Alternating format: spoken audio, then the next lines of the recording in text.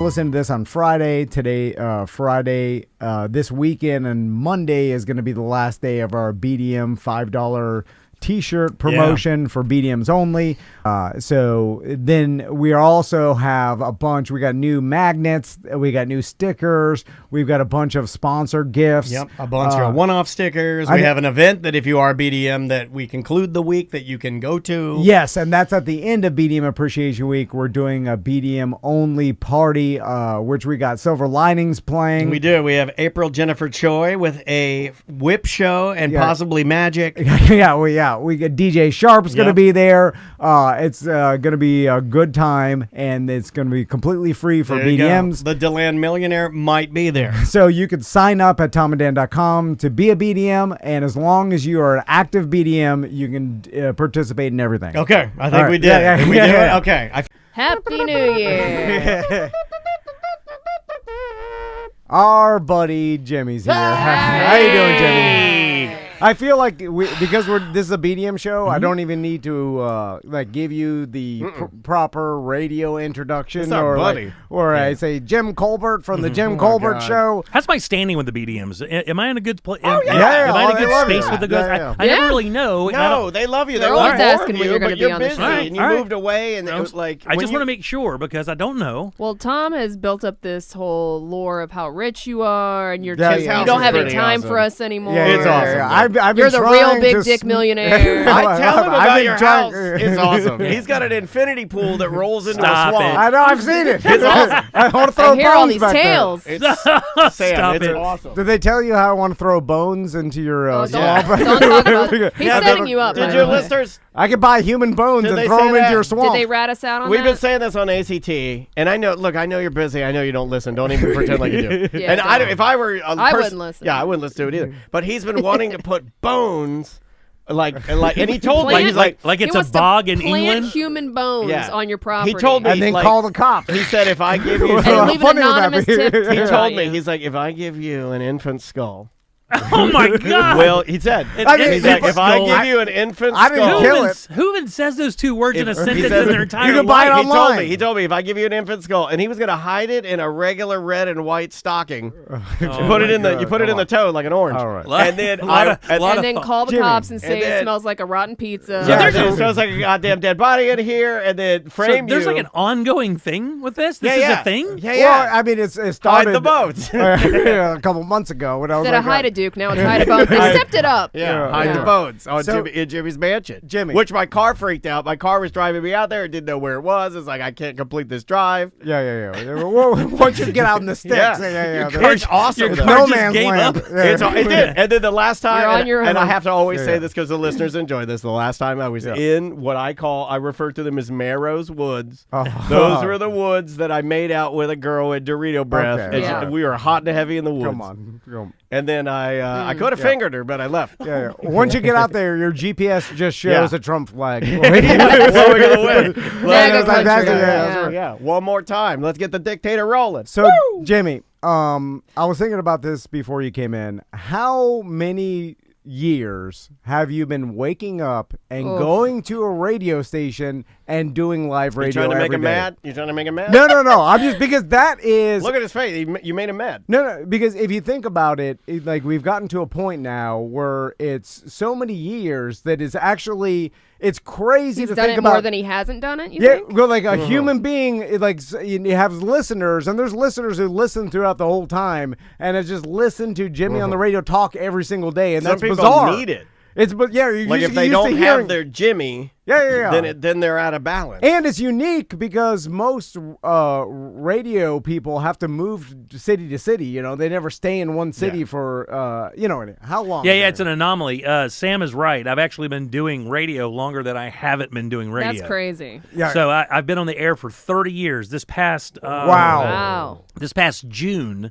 They actually went back and found our start date, and that was just I think that was when we were like the weekend morning show is when we finally started actually kind of getting a little money for doing it, like a salary from, at that time it was Paxson Broadcasting, I believe. Or Clear Channel, whatever. Was it press? It was press. Press, that's it. It was press broadcasting. Like early 90s? 93. We started in 1993. God damn. Wow. That's nuts. So, been doing, and the funny thing is 7 years old. that really, I don't really think about You didn't that. have pubes. But it is weird. Or titties. Almost inevitably this time of year, every year, almost the week before You I go did in have titties then. for the Christmas kind of last part of the broadcast year. Yeah. That as I'm in the elevator, as that thing's opening, it'll hit me. Like, damn, dude, you've been coming to this building for more than half your life to broadcast. Well, not that building particularly, but going in on this show and doing a radio show for 30 years. But other than that, I don't really think about it much. It's just my career. I get up and go to work like anybody else. Yeah, no, but it's weird because obviously, we work with you and we were in it and like we saw the inner workings like of the radio old business. war buddies. But it's funny, you're making a career out of a job that at any moment things can change, right? Yeah. It's like some people like my buddy who's a firefighter, right? He's gonna make his career out of being a firefighter, right? And really he's never worried about going into work and all of a sudden they're like, you gotta go. You're no longer a firefighter. No more fires. I mean, that last fire you fought, that's the last one. It would be the equivalent of like, I'm sorry if there's no more fire. Yeah. So it's gone. We solved it. So you can kind of plan, you're like, all right, this is my job. I'm going to work hard at it, but it's not going to change unless I change it. But in radio, it can change at any time. Well, the demand for what we say, the trends for what we're talking about, the trends for your attitude, those are all things that are not Let me hit you finite. hit you with a unique perspective of how I've looked at this for so many years. Yeah, it is unique. When it comes to like what you're just saying, and you're right, radio is a very fickle business. Tomorrow, to be honest with you, we could find out, hey, look, we're flipping formats. This doesn't seem to be profitable anymore, blah, blah, blah, blah. That could happen. I think it happened today. We've talked about it when we worked together. Legit. It's happening today. We brought you here because it's happening today. That could happen today. Here's how I look at it. And this is going to sound a little arrogant, but I'll say it. Yeah. All right. I've said this for years. I'm probably costing myself $100,000 a year not doing sales. With my personality and the ability to kind of engage people and make people laugh, I read a lot, so I'm able to have conversations in a lot of different spaces, whether it be with PhDs, whether it be with construction workers, because I come from humble beginnings. I'm familiar with the blue collar lifestyle. That's what I live. That's what my life was, and my family's life as we speak right now. 90% of them are blue collar workers, so I'm able to kind of bridge that gap. And I've said it for years. I've told my people as I negotiate my contracts, I am literally probably costing myself $100K a year not selling something, because again, it's just the confidence I have that I know how to make relationships with people, and it's not disingenuous because I don't waste my time on idiots. So it's just I make my space in areas where I know I can be effective, and when I do that, I surround myself with people who are like-minded, and then we go out and achieve goals. Now, with the radio show, it's different because my perspective is what I'm selling. But if I had a product or a service that I believed in 100%, there's zero question within 8 months I'd be the number one guy in the state doing that, because I just believe I don't engage myself in things that I don't buy into. And that's a tough, and I'll give you where that's a real interesting space too. As a Republican with Donald Trump, has been a really interesting space for me to negotiate, because I'm a voting Republican. My vote as a Republican counts as many as anybody else's. You can cover yourself in MAGA stuff, and your vote doesn't mean any more than mine. So I've had an interesting space there because I don't roll with that cat. So I've had to negotiate things like that my entire life, and I've done it successfully. So I believe I could apply that in the open free market and do quite well. I'm glad we got into politics. Yeah, man. I don't want to get into any more politics. What do you think about Gaza? Yeah. Oh my God. Let me jump up. I didn't want to go there, but since we're there, just trying to draw a parallel. I don't want to talk politics either. My God. I don't talk about my show for a reason, because you can't win. You want me to give you a tonguey smile?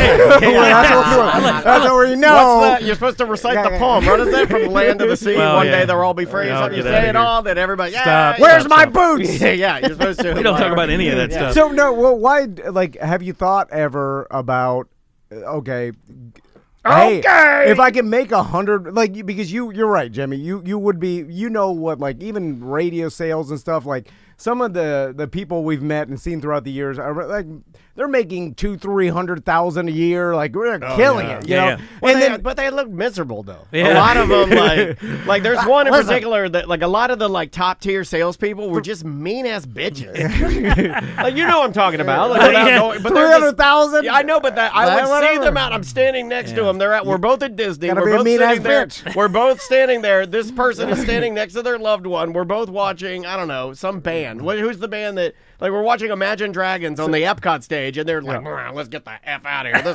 I'm worth so much money. Who are these hacks anyway? So grumpy. So, have you why don't you just do sales? Because I work 4 hours a day and I get you know, I mean, but you like it though too. You have the look of an old salesman. Look, I didn't say I'd have to put in the same effort. All I'm saying is I'd have to work a lot harder. But but I've done that, you know. So I you know, this situation here is ideal. Why? I mean, I wouldn't sacrifice this for a little bit more money because of the for one thing is the time I put in it to kind of get good at it, and then secondly because I worked so hard to get this position I'm in now. You know? Let's be honest, too. I want to give you some flowers because it's not like he doesn't not do sales.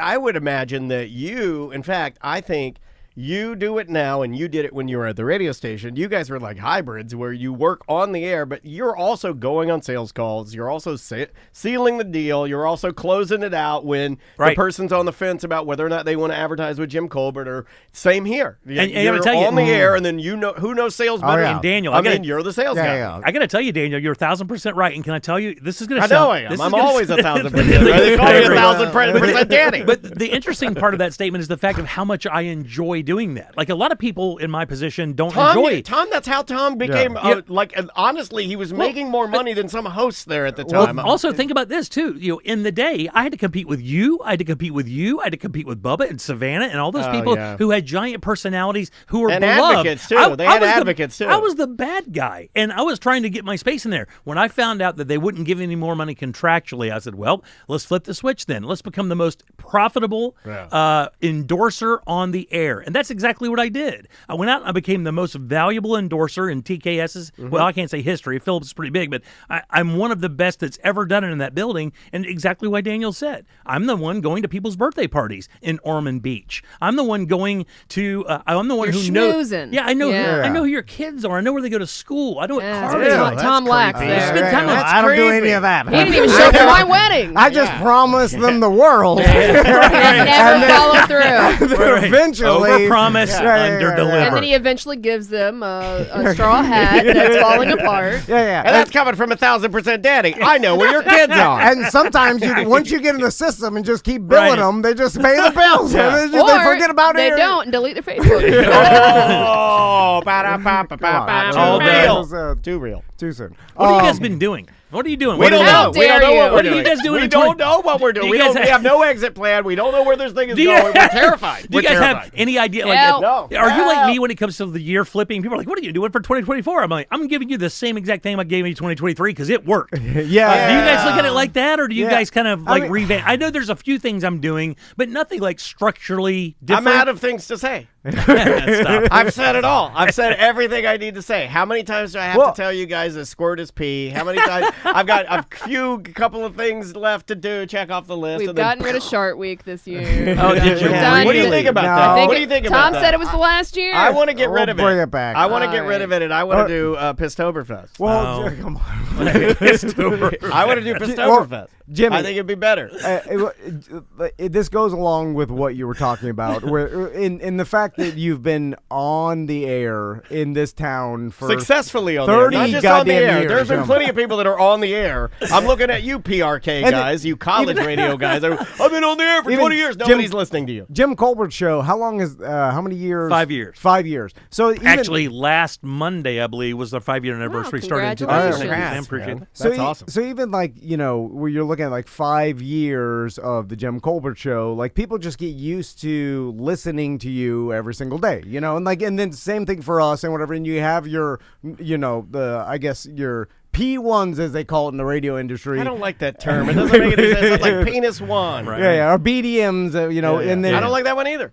The people who listen all the time. Yeah, and they just get used to listening to you. And what's interesting is like, I think that in retrospect, looking back at like even radio in general and ratings and stuff, like there's probably been shows that have been taken off the air because of their ratings were bad or they flipped or whatever, that they could have been doing business for the next 20 years. Yeah. You know what I'm saying? And the only reason they were even taken off the air was because of, ratings or whatever. Right. And like, or like how there's the opposite too. There's been the one that's been the blowtorch that's like selling crazy. Yeah. And then for whatever, there's some politics where they don't like the guy and they get rid of him, but he's billing. I mean, I mean, one of the biggest lessons I learned about this business was really early, and I was very lucky to learn it.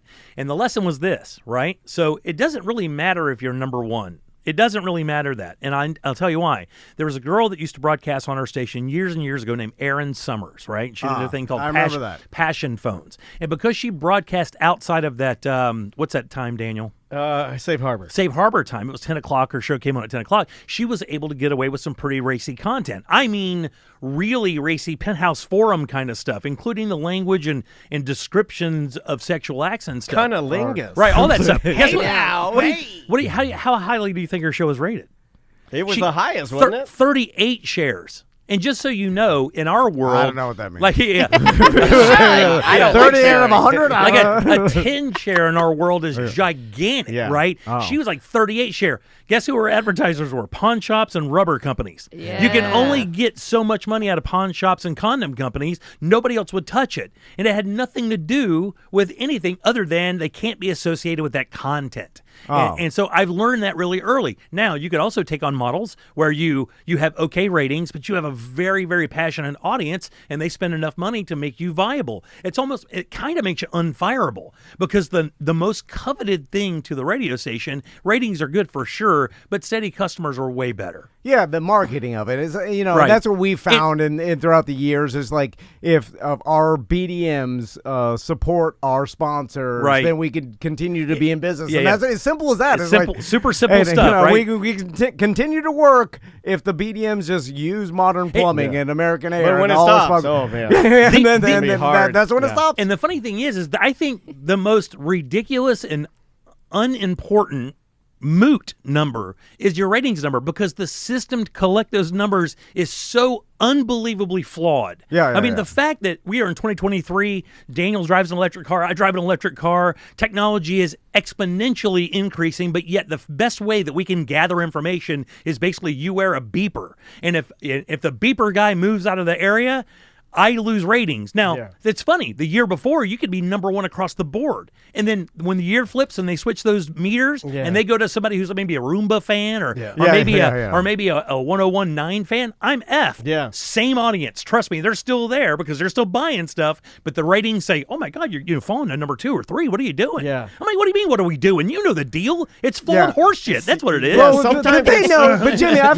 they do know. They know. I tell them all the time. And they acknowledge it and they understand. But once you're in the system, you have to acquiesce. That's exactly the case, you're Daniel. in. You're playing the game everybody else is playing, so you can't bitch about it. No. Because you could be destroying. They go from number 1 to number 8. And look at the person and you go, people just didn't go, I'm tired of it. Yeah. It doesn't work like that, especially with our station. People just don't really do that. They latch onto one of these shows and they love it. Yeah, and you see the listener, especially now every day with like live streams and podcast downloads and in just social media. They're listening every day, the same listeners, and then all of a sudden you're like, oh, your ratings are down. No, they're not. And then you're like, what do you mean the same listeners are there? Like, who's not there? Like, we're also here.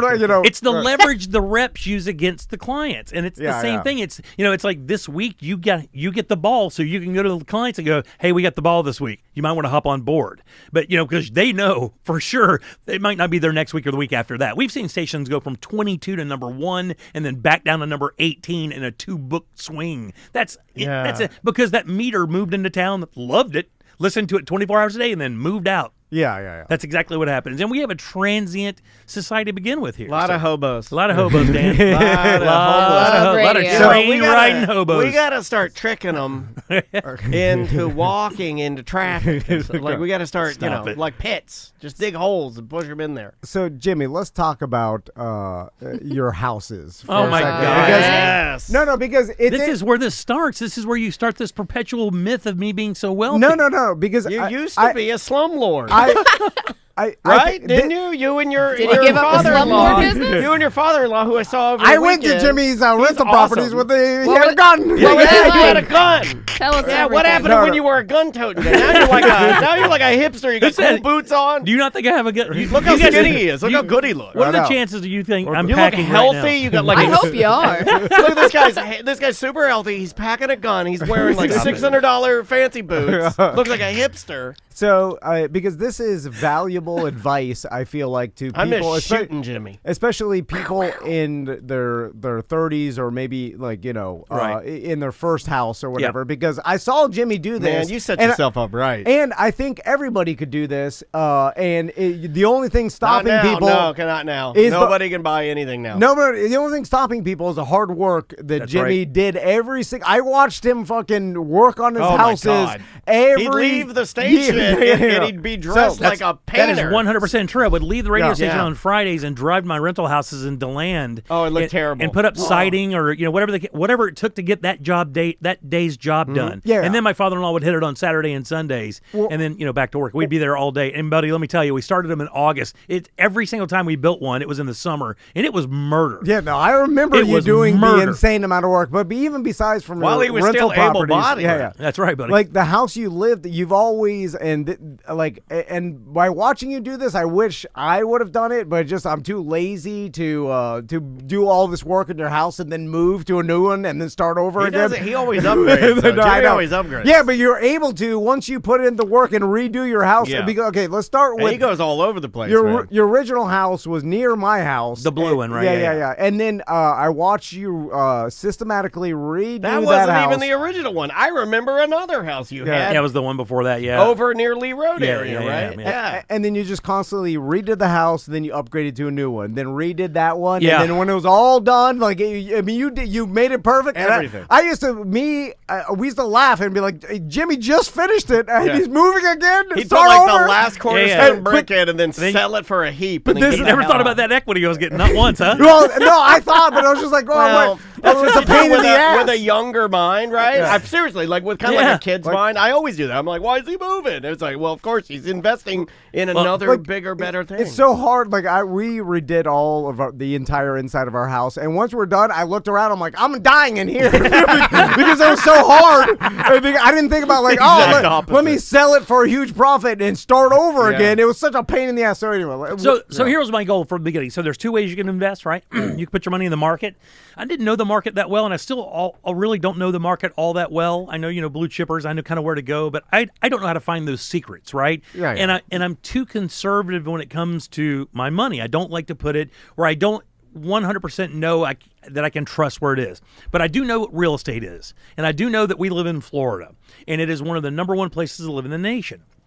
So what we started doing, the goal is to buy a house, live in, rebuild it, live in it for 4, 5, 6 years, whatever. When the equity looked good, we'd sell it, take 100% of that money and upgrade. And location is everything. Don't let anybody tell you anything other than that, because if you look at where all these homes are, these homes made money because of where they were. Now, the blue house and the house after that were a divorce scenario, but even then, I made sure that I bought the right house, the one that's next to Code Black. Yeah. So that house we actually did very well on as well, because we came in, we did some real structural cool stuff that made the house awesome, put it in a new kitchen, and then found the house on the lake. That was the key.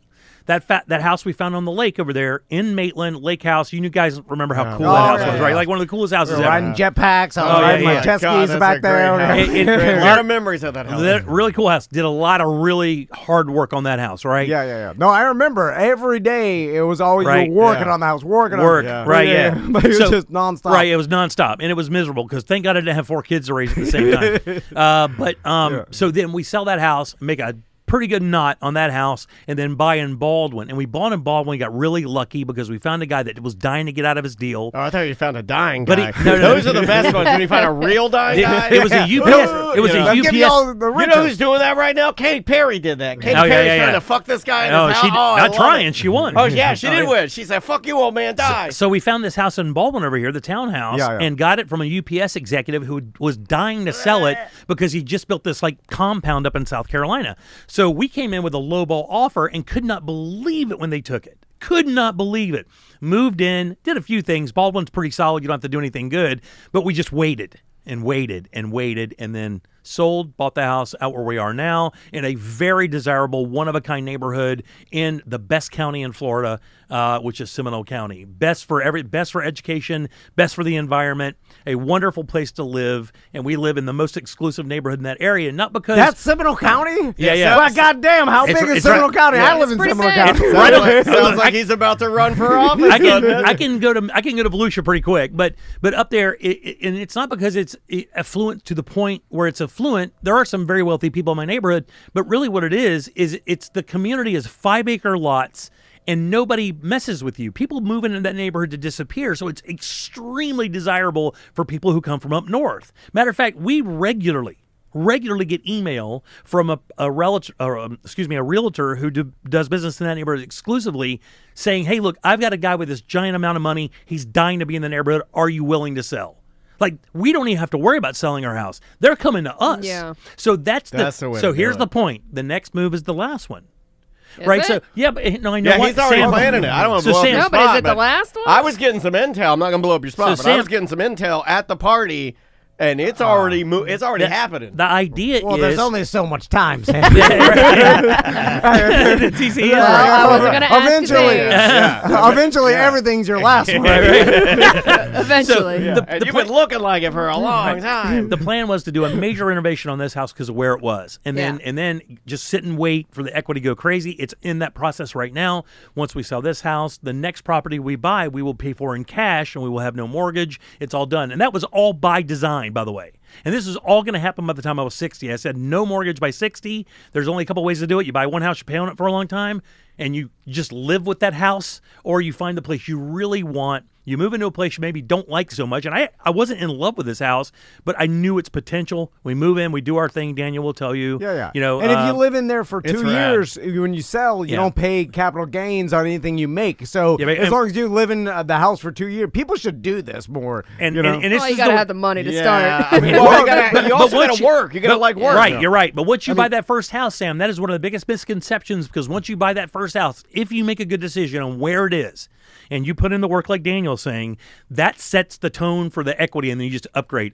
And by the way, I lived out of my comfort zone for a while doing this. So I lived financially out of my comfort zone twice doing this, paying way too much money for a house that we really couldn't afford at the time, wanting to maintain our lifestyle. Right. That's another key thing. If people need to learn how to sacrifice when they want what they want, they really know what they want, they got to be willing to not go out to dinner that 2 times a month or buy that thing they think they deserve. They talk themselves into this, and people are able to rationalize these really irrational decisions I deserve a financially. Chick-fil-A peppermint milkshake. But those are simple things that people have been told for years. They just maybe a little lazy, or they don't believe it can happen for them, but it can happen to anybody. I'm just a high school idiot from Palatka. Yeah, but also, Jimmy, you were willing to put in the hard ass work, and that's a He's lot dedicated of to it. Yeah, because it's like a lot of that's a lot of self-control of just getting done with the show, and rather than saying, well, I'd rather just go home and just sit in my chair for a minute. But nope, I'm going to drive this truck all the way to this house and fix that thing I need to do, and I'll see my wife and kids at 7. Just redo, No big deal. just constantly redoing things. And but yeah, it's good advice for people to follow if they're able to do it, especially if you can start learning. And I saw Jimmy learn to work on the house. Like I saw when he learned Learning with his skills, father-in-law. I'm going to tell you where learning drywall, learning. Like I remember when Jimmy learned how to do baseboards for the first time, which is pretty easy, even though I can't do it. I was going to say, I think you But fucked you up always ours too. say, you always Anyway, say how easy it is, but you always call Jimmy to do them. Well, let me tell you. I tell you another thing. I don't understand that, but I go with you every time. I agree. We missed out on about $1 million by not paying attention to what I just said. When we moved into Baldwin, my wife and I realized this was going to be a major hub in Central Florida. It was already the hippest place in Central Florida, and it is by far now the hippest place in Orlando is Corinne Drive in the Milk, right? Oh. It's not even people love arguable. Even the people on Winter Park or Park Ave could never argue that. They're swanky, but they're not hip, because you can't be hip and be that rich, right? Yeah, fancy and hip are completely different. So with that said, where Daniel lived in Audubon Park and those little 2-1 that's bungalows, my favorite house. all those little areas, that the 10 blocks of land over there. We had the opportunity to buy 3 houses in Oh there. my God! At virtually no money, $150,000 to $180,000 a piece, and we passed because we couldn't believe that we could put the money into it and it would come back to us. And each one of those houses right now is selling for $650,000. Yeah. We left $1 million on the table by simply not making the move that we. So he's a gambler too, just in a different way. It's a little bit of a gamble, but I'm gambling on something. I'm gambling on real estate in Florida. Not really. I mean, he gambled on the house he bought here. He could have gambled and bought the ones in the Milk District. He passed on it. He missed out on that money. So, but we did do well, but not like that well. That would have been like that. Those people are charging like $3,200 a month for renting those blocks. It is. I got to tell you guys. Like, I've seen some pretty crazy real estate thing. What's happening in Audubon Park right now? It's not criminal. But I mean, when you look at it, those people were buying those houses, and I passed by them, I'm like, why are they buying these 2-bedroom houses where the bedrooms are like 9 by 10, not desirable, the bathrooms are small, the kitchens are small, Mine was a 990. It's the culture. Yeah. It's the culture. It's like Apple, right? They want to live in that neighborhood because it's the coolest thing you can do. And I got friends. I've got some friends that are, your blue collar punk rock guys that got priced out, and I got some friends that are blue collar punk rock guys that just love it here so much that they'll just work extra jobs to still live, like you say, in the area that they want to live. Orlando's growing so fast. The next movement is rural, kind of like where I am, and I'll tell you how you can tell that. When you go on the 429 corridor out in Lake County, Sorrento, Mount Plymouth, north of Popka, and those areas there, go look at the price of property out there. And then prepare yourself accordingly, buddy, because for what you could have gotten in Sorrento pre-429 when they built the road out there, they were charging $25 an acre out there, right? Now it's like you could go out there to get 2 acres in a relatively good spot. It's going to cost you $600. Yeah, no, it's crazy. Because the 429 puts you in downtown Orlando in 30 minutes. Nobody cares about tolls. That's a joke. That's ancillary money. Nobody, that drive, we're looking, I mean, you can look at a place out in Lake County now and easily get into downtown Orlando into business home in no time. The name of the show is Location. Yeah, that's right. Just so you know. I didn't mean to take the program. No, that's why you're here. We want you to take the program. Teach us how to be rich. Hold on. You never get everything. I'm going to give Jimmy an alarm. I missed you. It's good to have you here. Every time I see one of these properties that your wife sells with Bart, right, I go, man, that's awesome. Those young people in there getting themselves a home and beginning their wealth, building equity in a house in Central Florida where people are flocking to this area, and it's not going to stop. Did you notice that you got so excited about this, and the three of us, because we haven't invested like you, got very, very depressed? Well, Did you notice that? I put all my money in NFTs 2 years ago. Good job. I know. I'm going to start taking advice from Jimmy. And I'm waiting. They're going to blow back up. I heard you get the Bored Ape with the Jordans. I got a digital Mona Lisa. I have a purple. It's a purple gorilla holding a Red Bull can. Where are all our digital hot dogs? Oh, I've got 400 digital hot dogs. And I'm just waiting. I got that one guy. I got that one guy with a gorilla smoking a joint. Oh my God! Let's talk about the you glossed over it, but let's talk about the electric car. Oh yeah. Okay, so Daniel told me. You want to hear a nightmare? He didn't believe it. Oh, Daniel. He doesn't believe it. I was like, this doesn't make any sense. He goes, Jimmy wouldn't do that. I go, all right, well, wait till he comes in. I love all this credit I get. Because I'm like, what should we talk to Jimmy about? And Daniel's like, well, he drove his electric Mustang to Missouri. I didn't even know they made electric And then I'm like, no, he Mustangs. didn't. I'm like, the electric car's not made for cross-country journeys. How would he do that for? Ding, ding, ding. Give him the horn. I have tears. Why, Jimmy? Okay, so here's the deal. Yeah. So we've got my little Ford Ranger pickup truck, and we have a Mustang Mach-E. It's the Route 1 model, which they are now discontinuing, right? So we bought this thing. It's got a 320-mile range. We're like, that's really good. We're like, wow, man. Well, if we plan it out right, there's no reason we shouldn't be able to take this car on the road. And then we found out there are plenty of reasons we should not have taken this car on the road.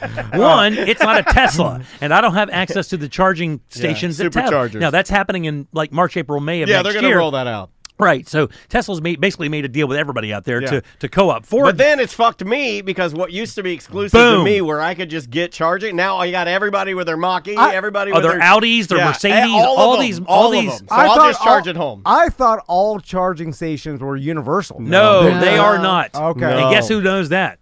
Jim knows now because Jim. I like when you speak in third Because person. Jim was sitting behind a Wells Fargo in Byhalea, Mississippi, getting a charge, waiting to be killed. Because here's the beautiful thing. Behind Wells Fargo. Let me tell you what, but I got one behind a Dunkin' Donuts. There was one, I had to pull into almost a half a parking garage in the Capitol in Tallahassee to sneak a free charge because guess what? There are no other charging stations within 10 miles that they can guarantee are open. That's what the trick is. You're like, yeah, there are plenty of charging stations. Pull on up. And then you pull on up, and it's one charging station isn't working. One guy is asleep in his car while his is charging, and there's nothing else for 40 miles. So what you have to do is when you choose how far you think you can go, you have to go, okay, theoretically we can go this many miles, and then we have to start searching, and we have to save 40 miles just in case we get it. This is giving me anxiety just hearing it. Now listen, with Tesla... Holy smokes. Oh, my God. But Tesla... Did you look online? Did you Google? We did all that. Well, my car, so just to give you the for instance, my car will search in the network for a charging station. It'll build a trip. Yeah, it'll build the trip based on where you're going, and it'll also tell you real time how many are open. All right. Right. So as you're going, it'll be like 17 are open, 12 are open. Let me tell you what. 8 are what? It's back to 10 open. I would be right now for the President of the United States to declare that there should be a Buc-ee's every 200 miles. And I know that Daniel hates Buc-ee's. I hate Buc-ee's, yeah. But when we were coming back, we hit the Buc-ee's in a little town in Alabama, Eden, Alabama or whatever, and it was a lifesaver because we were able to go and get a really fast charge, whatever. The funny thing is you think the cost is really less. It isn't, because the charging stations are like, we got lucky. Like, we charged 3 times. It cost us like $7 each time. But that last 2, one was $40 and one was like $28. So it came out to be about half the money I spent on fuel, but I also had to add 7 hours of charging time to my 11-hour trip. Yeah. All right. Yeah. That's they the get killer, you with right? peak electricity, the time spent. And let me hit you with something else. Here's the real wrinkle that nobody tells you about electric cars that makes them extremely like limited, unreliable and limited. Here's what it is. They hate cold weather. All right. Oh yeah, you lose a charge on that because the car is actually programming you to say, "Hey, bud, you might want to turn your heat off unless you want to walk because your heat is killing your battery." So to create heat for these things takes a lot of power and wattage, as opposed to using a little bit to spin a compressor to create AC. Okay. Right. So it's like when you turn on your blow dryer or that electric fan, you can see the lights dim a little bit in your house. Yeah. Those things pull so much wattage that it's a heat sink. It's just creating heat. So and naturally it degrades your battery too. So like 100%. Tesla people up in Alaska, Tesla people up north get less of a, like, that's battery why it's life. perfect for me. Living in Orlando, Florida, hot as hell. Like I got around the city, you cannot beat it. Around, if you live rurally and you drive like 100 miles a day, maybe even that's what Tori drives, you cannot beat it. It is the greatest thing. I haven't paid for gas since September of 2 years ago. Yeah, it's awesome. Here's the other thing you need to remember if you're getting one of these things and you plan on doing over the road trips, which I do not agree with right now until I they agree. get this. It's not there. For one thing, when you plug it into a charger, your car will not go into gear. So you're a sitting duck to criminals. And if you plug in and you're sitting there and you're trying to drive overnight and you're sitting in some podunk town trying to get a charge somewhere and it's the middle of the night, criminals now know you can't leave. The car will not go into gear with it plugged in. Like if I was at a gas station and somebody tried me, I could theoretically hop in my car and haul ass. Right? I mean, there's going to be some gas everywhere, but at least I'm not dead. But I was paranoid. But if you're plugged in, you just have to sit there while this person's raping you. We're in a Kroger outside of Atlanta, and it gets real interesting around like 11:30, 12 o'clock in some of those neighborhoods in Atlanta. And that's where we had to be because it was the only available charger. Here's the real trick. Andre 3000's out there playing his flute. He's fluting all right. Who wants to get killed to bad jet for a toll? And I can tell you're rich from a quarter mile away. Well, the other thing too is these cars aren't very cheap, so people automatically assume if you have an electric car that there's going to be some good stuff inside. Here's the thing they don't tell you the most, and this is what you're going to learn: the cars are smart. And when I say smart, the mileage that you drive in Central Florida, flat land, mostly very climate happy area, you're going to get maximum value out of your 304 to 320 mile charge, right? Now, take that same vehicle into northern Mississippi where it's extremely hilly, and then have it go down a hill and then go up a 90-foot hill, and then go down and go back up a 90-foot hill. Your charge now is not 320 miles. Guess what it is? It's 240 miles. because the car learned that it's now in a different environment and it needs more power to go that same distance, and it calculates how much it can take and how much you can get out of the battery based on your environment. Well, you must have been great on this trip and never complained, and like I'm sure you and Tori never fought, and everything was great, right? Like, it was a really fun time, and you were like a nice guy, and typical Jimmy just at least the destination is worth it. A good old Missouri. Mississippi. You mean Mississippi? Even worse. Yeah, it is worse. We almost had 2 Thumb and Louise moments on overpasses. I'm going to be honest with you. We held hands. Really? We held hands and closed our eyes and let God take the wheel.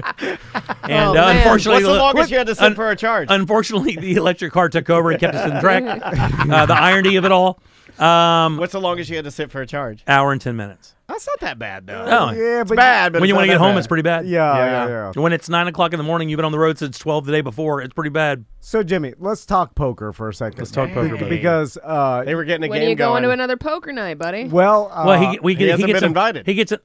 Ass he hasn't. No. I thought you said. No, I thought you said we're never inviting him. My God, he gets invited every week. He comes up with some week? Scott bullshit Maxwell excuse. said he doesn't. Scott Maxwell said he doesn't understand why you're not there anymore. He salivates to take your money. Oh, so Jimmy, I would like to get better at poker, and I'm sure you. Well, you gotta go. You spent Well, time spent. I started listening to some poker books, and then Super System. But no, it was. That's the one you should read. I think Doyle Brunson's That's it. Classic Poker. That's exactly it. Super System is Brunson's book. It's considered the Bible of poker. So, but even like as I'm listening to these books and stuff, I keep going back to there's no business like show business.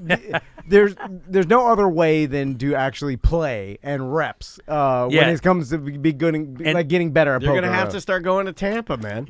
and online time. And online isn't really going to make you any better. I was going to ask, is online? If you're playing free poker online, it does not make you any better. You're playing differently. Because people are just donkeys. They don't care. They're not really playing the game. They're just calling because it's fun. They're looking. It's them not watching Facebook or going through social. That's their social media is playing poker.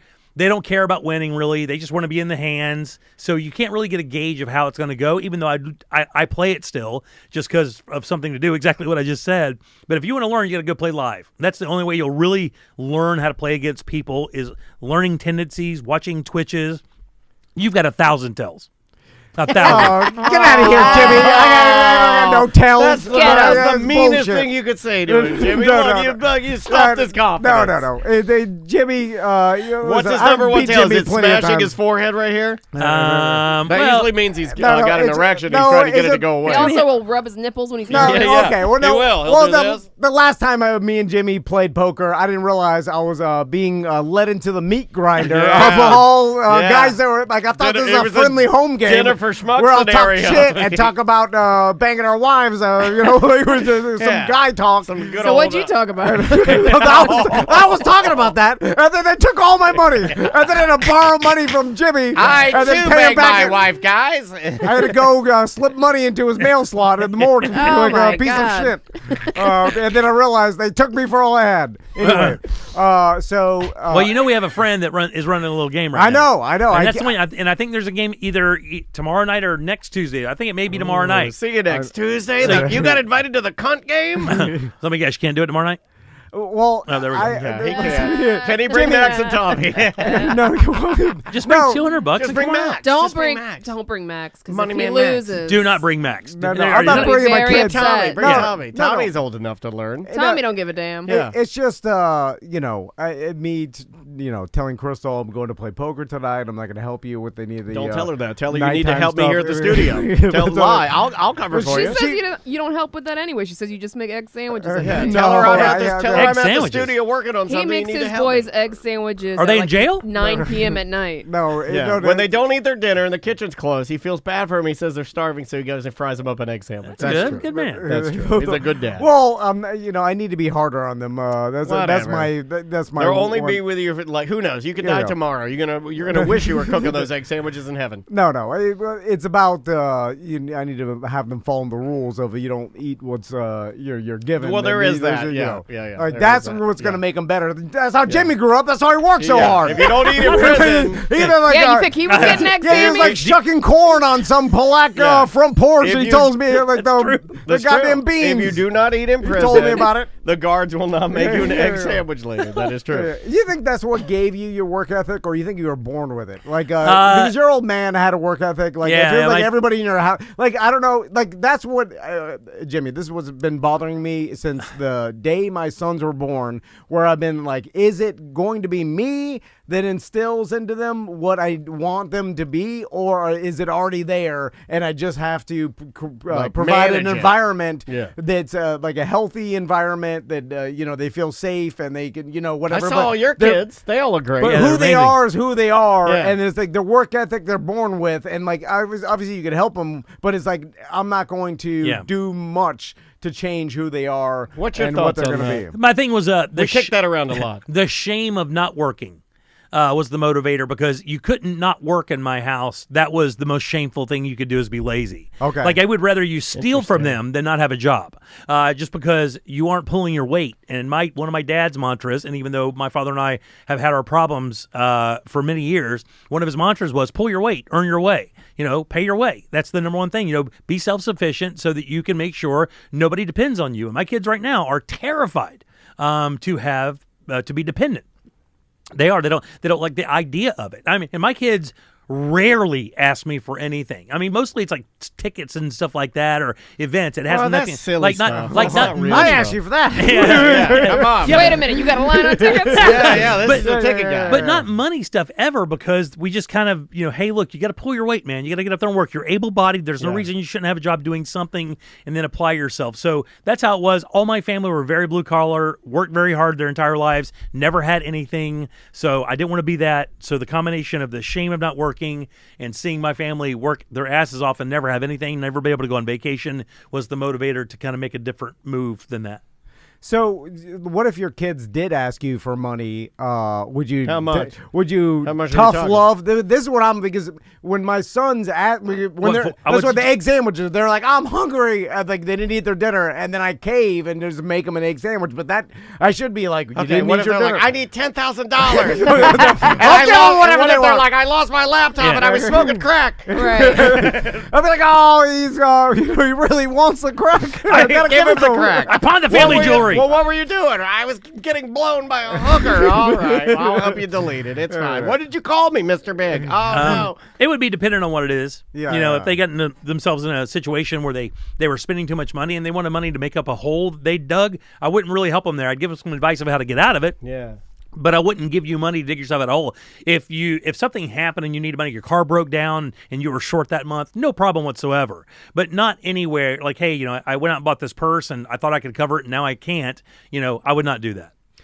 They would just have to learn a lesson on that. I have to struggle with Maisie doing that. We're trying to teach her that now, where she'll be at like Target, and she's like, her new thing now is she's like, I'll be like, hey, I'm zipping up to Target. Anybody need anything? And she'll be like, I'll go. I'm bringing my purse.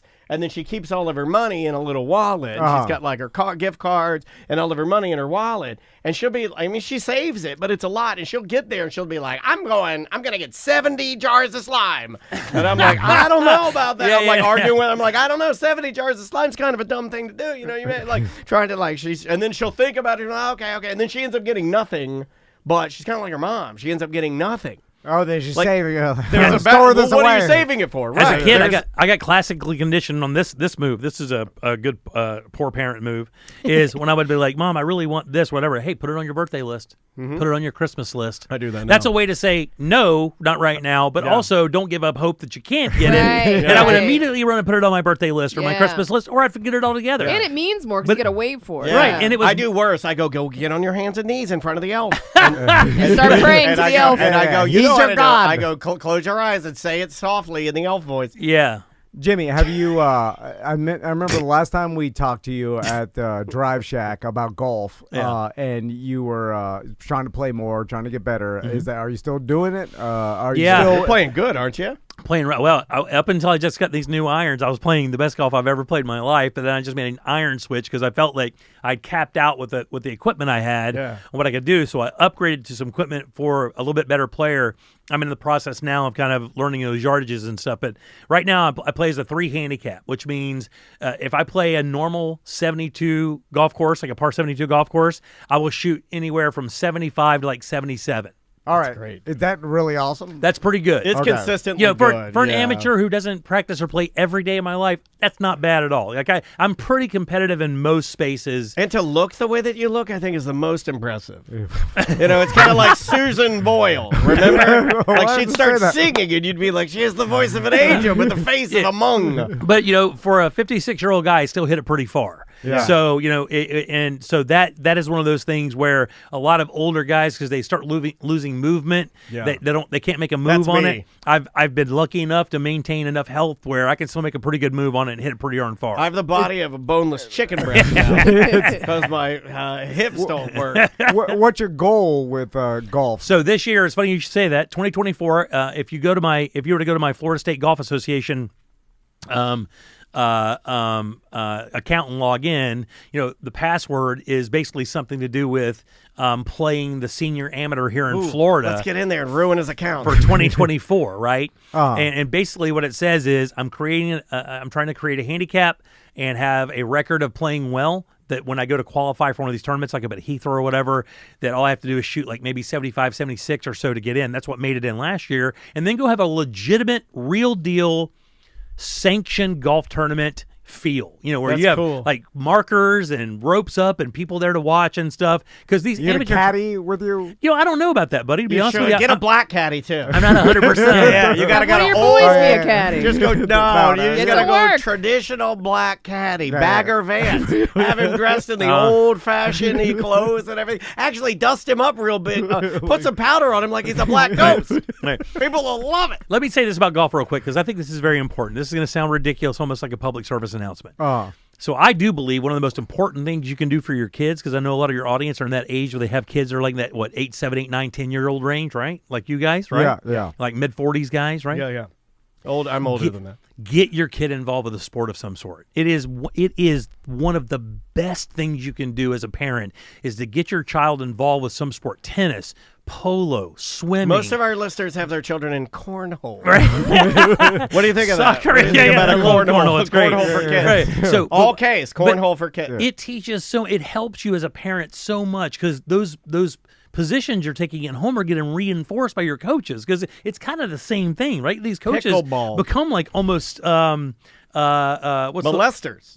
Oh, stop. A lot of them, though, like secondary parents, like good teachers do sometimes. Like mentors. Good. That's exactly what it is. Mentors. And I'm telling you, I think golf is one of the best. And the reason why is because the integrity of the game matters. You learn how to play with integrity. You keep your own score. You're your own judge. That's true. And it's very competitive. And it puts you in a world of people who think a little differently, right? It's not like football where everybody's kind of bruiser kind of mentality. I'm just going to crush your mentality. People who play this game are thinkers. It's a tough game to play. Get you in line with the great gay thinkers of the generation. So I would think I would do that. My son broke my heart when he stopped playing golf and went to wrestle. For Lake Howell High School. It broke my heart because he was a natural, and thank God he's starting to play again with me now. But had he just kept on track, man, he'd have been very, very good. Isn't Detective Barb's boys really good, right? He's destroying. He's got the bug. He's destroying. He's like. But it's also good to have somebody who can take you all over the world to play golf. Yeah, that's true. But he wakes up in the morning to read the scores. What's the scores? He's the number one thing there at that age is just keeping them interested in it. Although the golf people that I know that are super into it, they're addicted to it.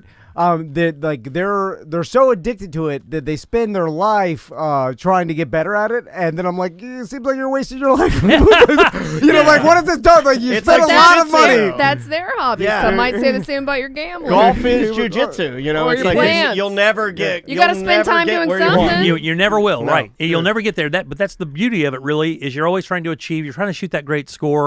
You're playing against other people in match play. I just love it because it's competitive, and I have a competitive thing that my body can't do with other stuff, like baseball and stuff. So I compete at golf. And it keeps that sharp. You know, same reason I do like crossword puzzles and stuff, just to keep me as sharp as I possibly can get. I'm surprised you and Ross, a gentleman on your show, most of our listeners listen anyway, but Ross Padgett, I'm surprised you guys don't team up together and just put out a blanket challenge for any listener duo. Stay tuned. We'll never beat you. Like, I would make it a show bit where I'm like, it's like the Jim Colbert $100,000. Oh, and he's a beast. Yeah, Ross is great. You know, his mom played She's a champ, right? in 3 female U.S. Opens. Really? Yeah, his mom's that's what she does for a living. And his father played on the PGA Tour with like Palmer and those guys. Oh, no, so he grew up a golfer. It's in the DNA. And with a long stork body like that, I bet you he can just straight bang it, He hits it good, man. I mean, you know, Ross is a good player. He and I are about the same. He's about a 3 handicap. Nice. He plays pretty good golf, and he plays on good golf courses. So, you know, it's not like we're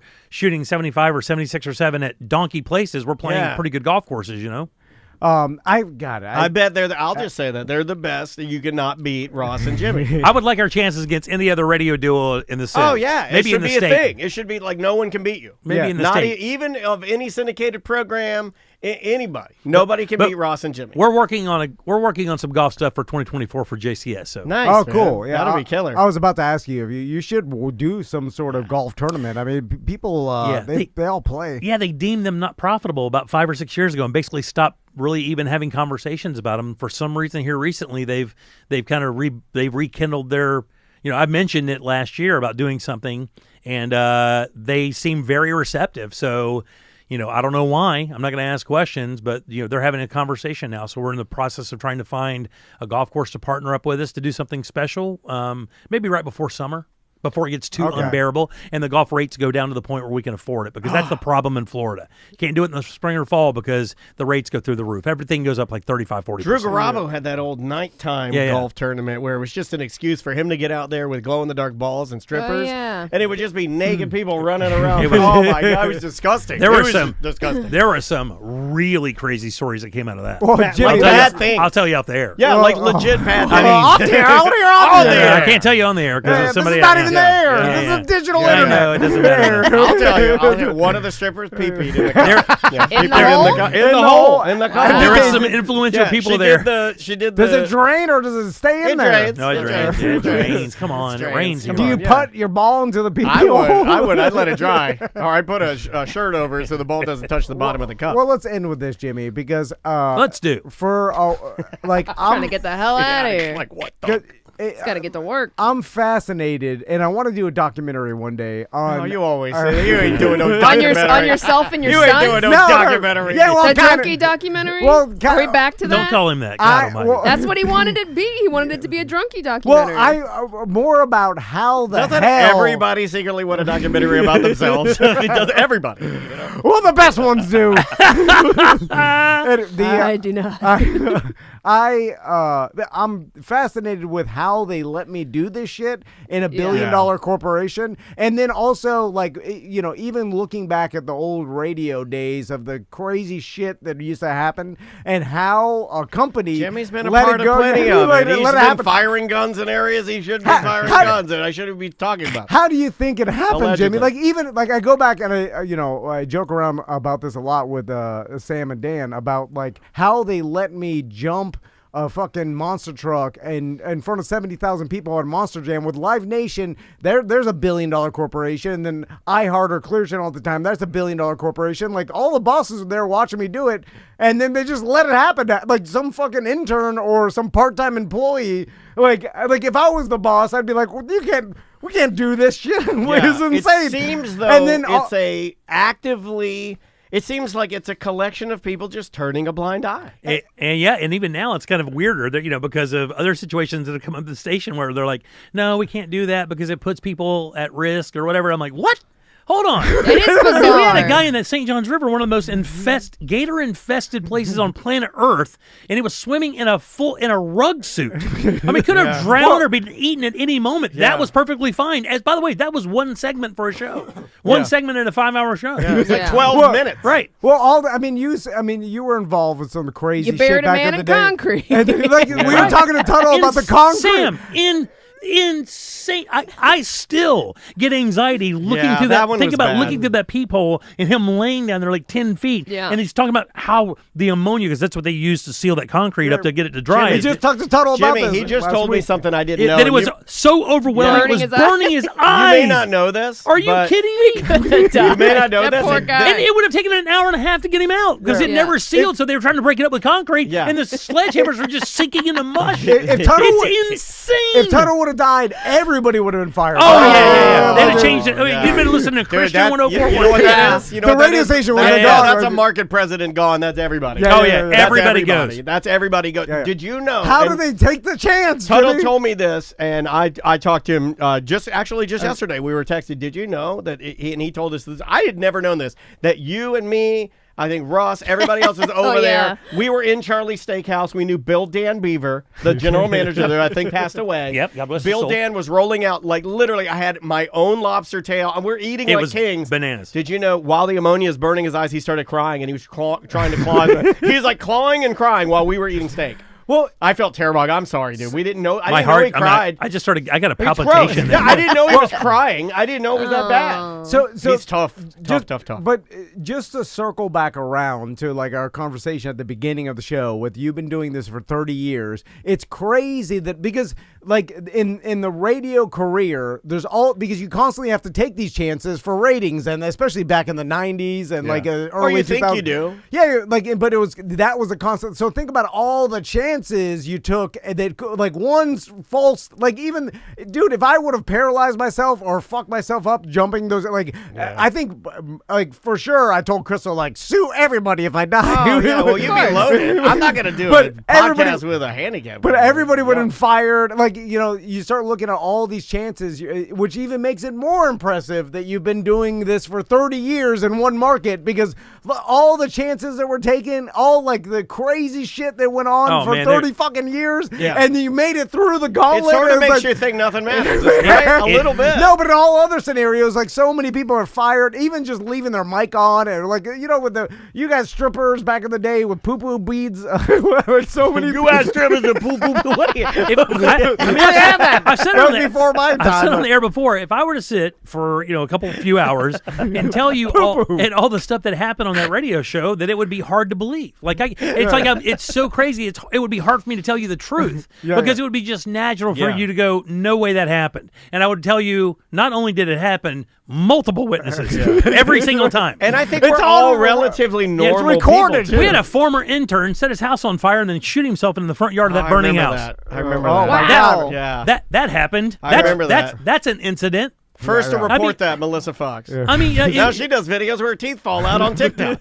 What the hell is happening? What's going on?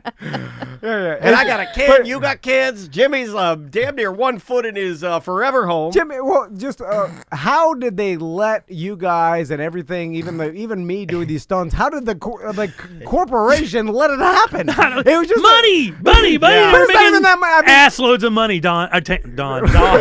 You know what, Don? Yes. Oh my God! Ass loads of money. That's a T-shirt. Ass loads of money, Don. That's the show name. That was a portmanteau between Daniel and Tom. I apologize. Don, we should make. You know what? I'm gonna have AI. I'm gonna take AI, combine our bodies, and it's Don. And that's what we're gonna do. Like Kiss. You know, Kiss has the new avatars. Kiss has the new avatars. We're gonna live forever as one guy named Don. But they risked more money than they made off of stupid. Well, theoretically, they didn't because they didn't have to pay any of the risk money. I know you don't like. I say this to him sometimes, and he doesn't like this, but I'm going to say it again.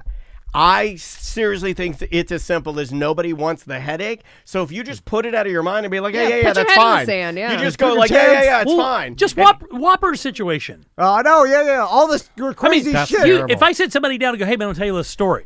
And then I run the Whopper story to you, you're going to think I'm nuts. You're going to say, that's no way that happened in front of 3,500 people. That was a sold-out show without question. And they would never believe it. You're telling me a grown man was dragged across a stage by his testicles and a scooter with another fat guy that could barely walk? Yeah. Yes, that happened in front of me. And it injured him so bad he was impotent. If you sat down with Big Boss Barb right now and told her that, what would she do? Would she pass out? I don't even know. I got choked so badly, I stopped breathing. I turned true. purple. I forgot about that one, Deb's too. case saved your life. That's true. I forgot about that. Well, actually, I think the wizard is the one that grabbed the chains once it got back onto. I was dead. Man. I was dead. Like, was that, hey, this is on video. And then I knocked myself out later, which I won't remember my grandkids' names Buddy, in the future. The one that looked the worst was that one at the. Were you at the bar out back where you fell off the pole? You climbed to the top of the pole and you fell off the pole with the resin chair. That I was thought he all was crazy. dead. I thought he was dead. Like, if you went to the doctor and be like, "Oh my God, how long has this guy been playing rugby?" Like, no, sorry, he's a radio clown. You fell next to me, and I heard your body hit the ground. Well, it's nuts. DC, I will tell you that it's nuts. That night at Hard Rock. Oh, that may be the singular most insane night of my career. That night that happened to Whopper, and then that same night. It was the trash can, right? Yeah, that knocked you unconscious. yeah. Maybe all of us. No. He got the chain wrapped around his head. He was in the trash can. Yeah, that was the first time. Then I tried to do like a front gainer off a stool, and then I knocked myself out. Yeah. And then it was just like, it was pandemonium. Like, where were the adults? Like, no one came in. They were at the ticket office. But by the way, Jimmy, a funny story. Counting the money. Is when we did our podcast at Hard Rock, for our documentary and everything years ago, I met with some like head person of Hard Rock, and then we sat down and we were talking about like oh my God, yeah. And then she was like, all right, cool, and then we were making the deal for the she's like, all right, cool, she's like, I just want to make sure that you're just doing a podcast and nothing else crazy is going on. She's like, because one time we had this radio station and this guy was getting pulled by his testicles and this other guy knocked himself out, and I'm sitting there just we're like, yes and I'm like, did you tell her? Yeah. Did you ever tell her? No, I was like, Thank God you're not doing it now. I was like, you don't have anything to worry about with That us. lady was sitting on that great couch. She walked out, and we all sat here, and then we just everyone's quiet. Is she gone? Is there Uber? Did her Uber drive away? Okay, we're good. I was like, that's crazy. Who would do that? Man, that's crazy. Man, that's crazy. Yeah. But so then it's further miraculous that you've had this career for 30 years. It is, buddy. Listen, like, it's nuts. Nobody's more thankful or humble than I am when it comes to this. That's why I pay it no attention. You guys know at my house, there's no like monster stuff or Jim Colbert Show stuff. I've got a small area, a nice house where I keep some stuff. Yeah. That's it. You build that wall. You build that wall, that doorway, or at the radio station, and you live that life, and then you live that life. Because once those two blend together, you get some real interesting scenarios that don't really turn out very positive. Or then you're Bonaducci, running in cowboy boots, which I always wanted to be. By the way, you're riding an electric skateboard with no shirt on in cowboy boots with a shot of G. You're doing G shots. Like if me and Daniel go full Bonaducci, I think we could take it to the next level. I start my testosterone injections tomorrow. Awesome, good for you, dude. And I'm getting both my hips injected. Then I'm getting my testosterone injections. Why is it the craziest people are the most ripped? Dude, that guy just announced his retirement this morning. Did he really? I swear to God. Here's the magic. It's like, from what? What's he From retiring radio. From crazy. Well, he was still on radio. Yeah, he was still on radio. Serious? Just bounced all around. Are you serious? Yeah, I thought that guy was literally like living on the street. No, he'll get your ratings. He did just have to sell his house because he had brain surgery. Yeah. Oh, yeah. Brain surgery. Yeah, testosterone will swell your brain. He had a morning show, the Danny Bonaducci and Sarah morning show in Seattle. Just retiring. A lot of hot takes on that. It's weird. It's like it just ended up in Seattle doing some morning show. Like, That's what do you know about Seattle? They're all still on. All of those guys are still on. You just don't know where they're at. Right. But I can't imagine doing could you imagine Jimmy doing a show in a different city and then pretending like you know about it or whatever? Oh, that's what happens at Lex and Terry show does that, right? No, that one of them lives in like South Dakota and the other one lives in like Texas, and they broadcast like they're out of Jacksonville and they haven't seen each other in like that happens. I mean, you got to be honest about it, right? You do. You have to just be honest. Be like, I don't know what's happening. I'm the new guy. What's up? Anyway, well, Jimmy. Well, Don, this has been great. Plug something. You got anything to plug? Just listen to the Jim Colbert Show 3 to 7 every day at Real Radio 104.1. That's the best thing you can do if you want to check us out online. We do the stream there. We're trying to build those numbers, and it's JimColbertLive.com. Well, Jimmy, thanks for coming by. We love you, buddy. Good it. seeing you. You're the best. All right, we will see you on the OG recap.